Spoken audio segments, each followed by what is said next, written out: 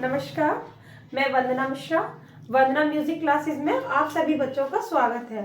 बच्चों, पिछला जो हमारा टॉपिक चल रहा था राग, जिसका पार्ट 1 है। पार्ट 1 पहले आप लोग देखिए बच्चों, जिसमें हमने राग की उत्पत्ति, राग की परिभाषा, राग के लक्षण, प्राचीन काल में कितने राग के लक्षण माने जाते थे और आजकल कितने प्रचलित है, उन सब का विवेचन कराया है बच्चों, और आपको नोट कराया और समझाया है।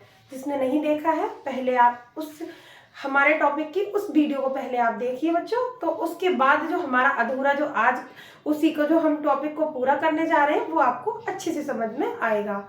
बच्चों, हमने कल आपको नोट कराया था कि आज उसको छोटा शॉर्टली में सुनिए कि कम से कम 5 और ज्यादा से ज्यादा 7 स्वरों की वह सुंदर रचना जो हमारे कानों को सुनने में मधुर लगे, क्या कहलाती है? हमारा राग कहलाती है। ठीक है ना?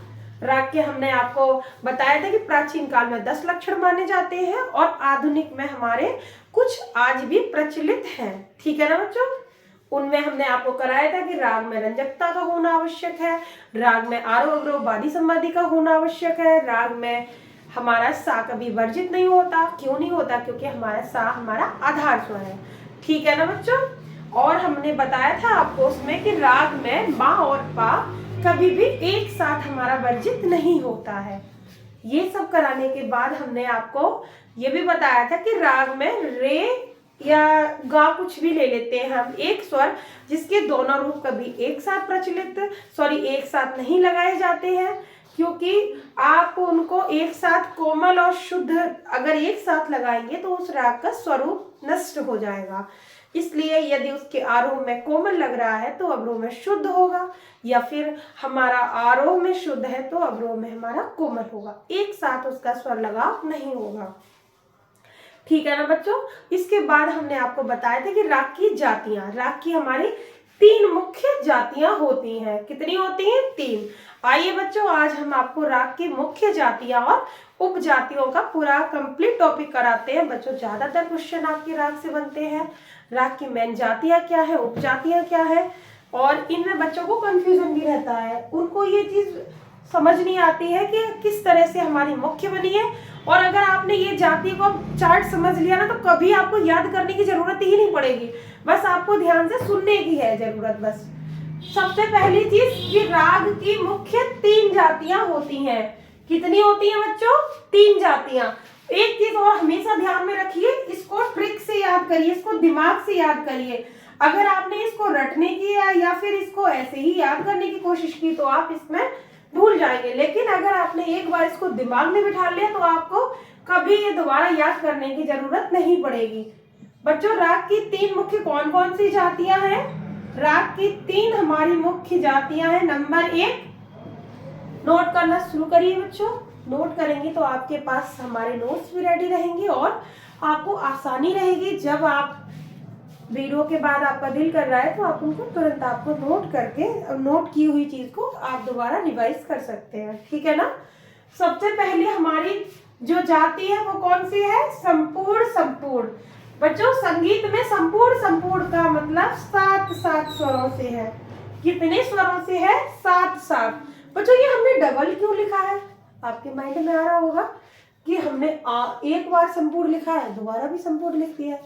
क्यों लिखा है? आप इस चीज को समझिए।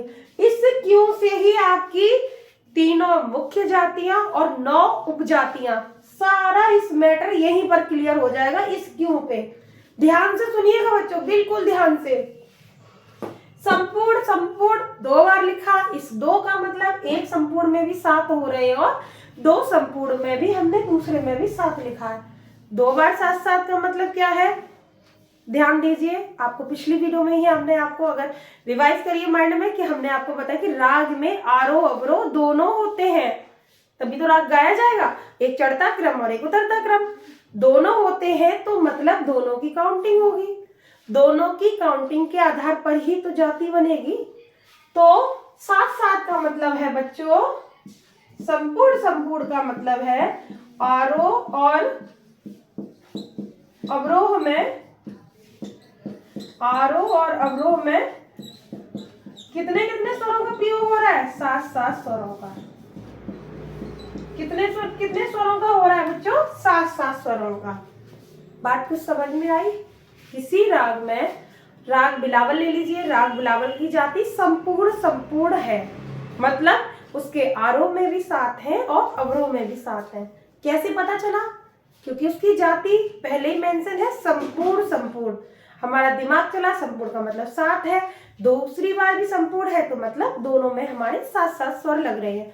ठीक है बच्चों, अब बारी है हमारी षाडव का मतलब है बच्चों 6 स्वर। क्या मतलब है बच्चों? 6। तो इसके आरोह अवरोह में कितने स्वर प्रयोग हो रहे हैं? आरोह अवरोह में बच्चों 6 स्वर प्रयोग हो रहे हैं। कितने स्वर? 6 स्वर। अब आती है बारी ऑडव की। ऑडव का मतलब है बच्चों 5 स्वर। कितने स्वर? 5। मतलब इससे जो राग बनेगा, इस जाति का जो राग होगा, उसके आरोह और अवरोह दोनों में 5 स्वर लगेंगे। कितने स्वर लगेंगे बच्चों? 5। ये बात क्लियर हुई? हमारे राग की मुख्य 3 जातियां हैं। कितनी है? 3 जातियां। 3 कौन सी है? संपूर्ण, षाडव और ऑडव। संपूर्ण में बच्चों 7 स्वरों का प्रयोग हो रहा है। षाडव में 6 स्वरों का, ऑडव में हमारा 5 स्वरों का प्रयोग हो रहा है। ठीक है बच्चों,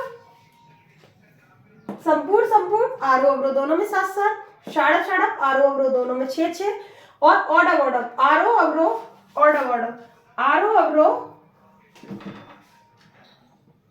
अवरोह दोनों में 5 स्वरों का प्रयोग हो रहा है। ठीक है बच्चों, अब बारी आती है उपजातियों की। ये राग की मुख्य जातियां।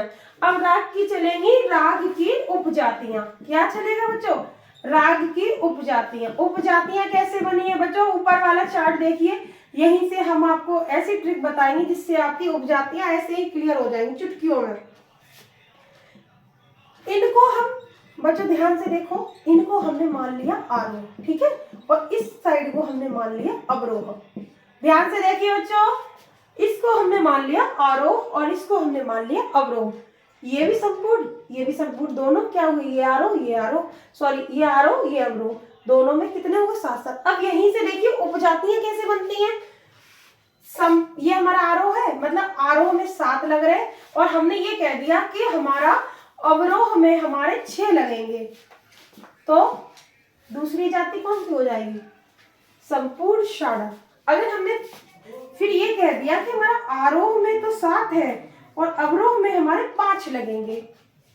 3 जातियां क्लियर हो रही? ध्यान से देखिए बच्चों, हमने पहले 3 मुख्य जातियां हैं हमारी, संपूर्ण षाडव ऑडव, संपूर्ण षाडव ऑडव।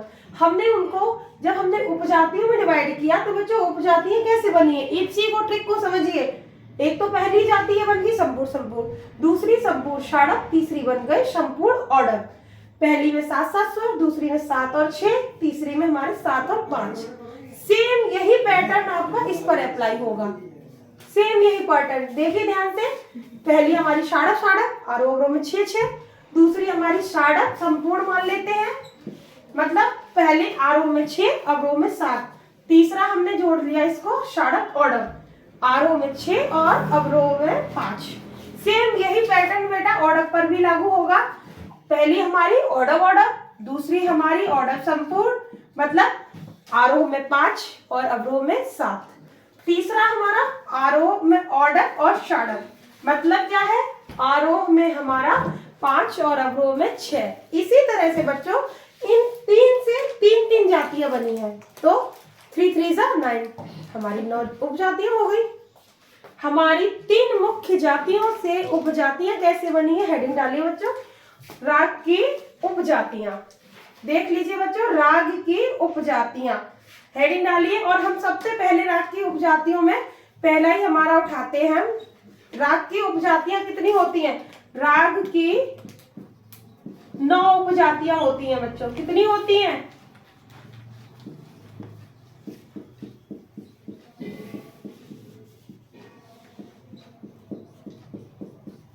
बच्चों ज्यादातर ये वन लाइनर में पूछ लिया जाता है और किसी भी आपको बोर्ड से लेकर आपको अपर लेवल तक में पूछ लिया जाता है। यदि बेटा बस एक पॉइंट का अंतर है और तुरंत आपका आंसर अलग हो जाएगा। यदि ये पूछ लिया जाए कि राग की मुख्य जातियां कितनी है तो हमारा आंसर आएगा 3, और यदि ये पूछ लिया जाए कि राग की उपजातियां कितनी है, तो आपका आंसर 9 होगा, ना कि 3।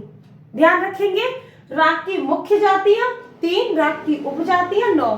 समझ रहे हो ना बच्चों, ये बनी कैसे है ये सब हम आपको बता रहे हैं। अब राग की उपजातियों में पहली 3। नंबर 1 बच्चों संपूर्ण संपूर्ण, नंबर 1 है बच्चों संपूर्ण संपूर्ण। नंबर 2 है हमारा जिसके आरोह में तो संपूर्ण है और अवरोह में षाडव है।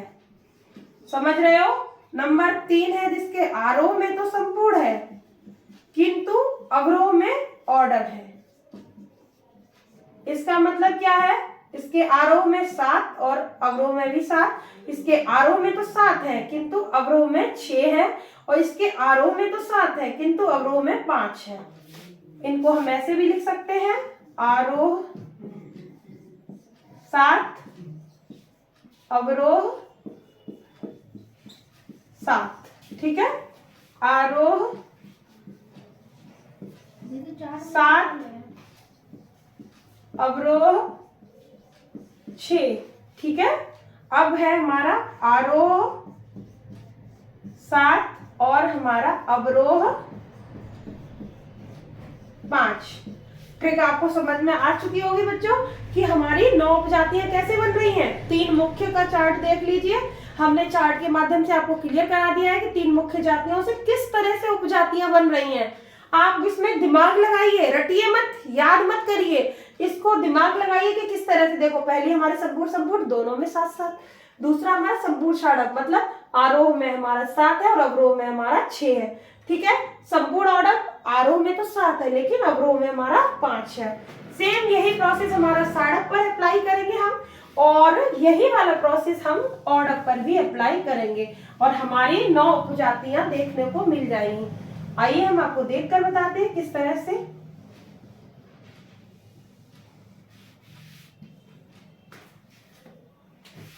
वन 2 3 हो चुकी हैं आपकी, 4 5 और 6। यहां से चलेगा आपका षाडव षाडव षाडव षाडव और षाडव संपूर्ण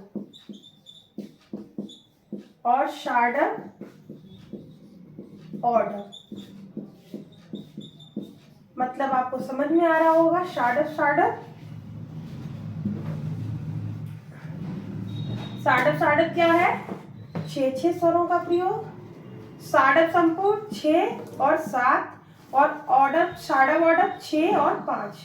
मतलब देख लीजिए, दोबारा नोट कर रही हूं, आरोह में 6 और अवरोह में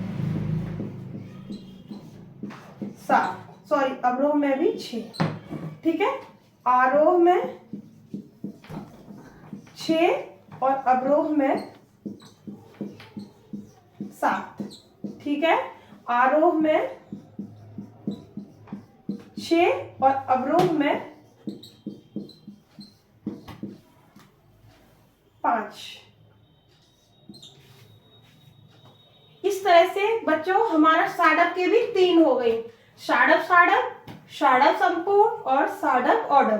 केवल आप नाम से ही आपको पता चल पा रहा होगा कि आपको किसके राग में आरोह में कितने स्वर लग रहे हैं और अवरोह में कितने स्वर लग रहे हैं। देख लीजिए, आपको चार्ट के अकॉर्डिंग मैं नोट करा रही हूँ। इसके बाद हमारा आता है 1 2 3 4 5 6 7 8 और 9। अब यहां से हमारा शुरू होगा ऑर्डर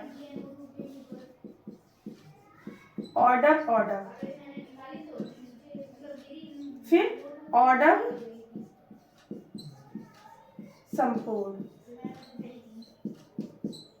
फिर है हमारा ऑर्डर षाडव, ऑर्डर ऑर्डर 5-5 स्वर, कितने 5-5। ऑर्डर संपूर्ण आरोह में तो 5 है, अवरोह में 7। ऑर्डर षाडव 5 और 6। देख लीजिए बच्चों किस तरह से आप इनको प्रयोग करेंगे। आरोह में 7 और अवरोह में भी, सॉरी आरोह में 5 और अवरोह में भी 5। आरोह में 5, अवरोह में 7। आरोह में 5 और हमारा अवरोह है उसमें है 6। बच्चों देखिए, हमारा यहाँ से हेडिंग पड़ती है हमारी राग की उपजातियां। राग की कितनी उपजातियां होती हैं? राग की 9 उपजातियां होती हैं। बच्चों चार्ट को देखिए ध्यान से और समझिए, राग की उपजातियां 9 होती है। मुख्य जातियां कितनी होती हैं? मुख्य जातियां 3 होती हैं। कौन सी होती है? संपूर्ण संपूर्ण, षाडव षाडव और औडव औडव। बच्चों जातियों का बहुत इंपॉर्टेंट टॉपिक है। जातियों के आधार पर ही आपकी राग के स्वर निर्धारित है कि कितने स्वर किसके राग में आरोह में लग रहे हैं और अवरोह में लग रहे हैं। इस चीज को ध्यान से बच्चों ध्यान से सुनिए, समझिए और नोट करिए। राग की उपजातियां 9 है। कैसे 9 है? सबसे पहले आपकी ये 3 है। देखिए आप काउंटिंग यहाँ से शुरू करिए, 1 2 3। संपूर्ण संपूर्ण, संपूर्ण षाडव और संपूर्ण औडव, मतलब 7 7, 7 6 और 7 5। ये आपका आरोह अवरोह दे रखा है। उसके बाद है आपका 4 5 और 6। षाडव का पार्ट चल रहा है, षाडव षाडव, षाडव संपूर्ण, षाडव औडव। 6 6, 6 7 और 6 5। उसके बाद है आपका 7 8 और 9। यहाँ पर आपकी 9 पूरी उपजातियां हो रही हैं। अब आपका पार्ट चल रहा है औडव औडव का। कौन सा पार्ट चल रहा है? ये आपका औडव औडव का। औडव औडव औडव मीन्स आरोह दोनों में 5 5, ठीक है ना। औडव संपूर्ण 5 7, औडव षाडव 5 और 6। बच्चों इन्हीं जातियों के मुख्य और उपजातियों के रूप से आपके राग के स्वर निर्धारित हो रहे हैं। इस चार्ट को बहुत ध्यान से देखिए, समझिए और नोट करिए। इससे बच्चों बहुत क्वेश्चन बनते हैं। मैं बार बार बता रही हूँ, क्वेश्चन यही बनते हैं। अपर लेवल हो, अब मैं नॉर्मल लेवल की बात भी नहीं कर रही हूँ, मैं हाई लेवल की बात। पेपर दिया है, पेपर जानते हैं हम कि किस तरह से बनता है। जो आपको बार बार ये बोलती हूँ कि ये पता है कि पेपर बनता है, इसका मतलब क्या है? इसका मतलब ये है कि पेपर पता है कि कैसे बन रहा है। तो ये चीज आप ध्यान से सुनिए और समझिए कि ये क्या है। मैं बार बार बोल रही हूँ, आप इसको देखिए, सुनिए और समझिए। राग का टॉपिक अगर आपने एक बार हमें सुन लिया ध्यान से, तो आपका राग का टॉपिक कंप्लीट हो जाएगा। तो बच्चों आशा करते हैं आपको समझ में आया होगा। बच्चों ज़्यादा से ज़्यादा देखिए और लाइक करिए, पसंद आए तो सब्सक्राइब करिए, आगे शेयर करिए। धन्यवाद।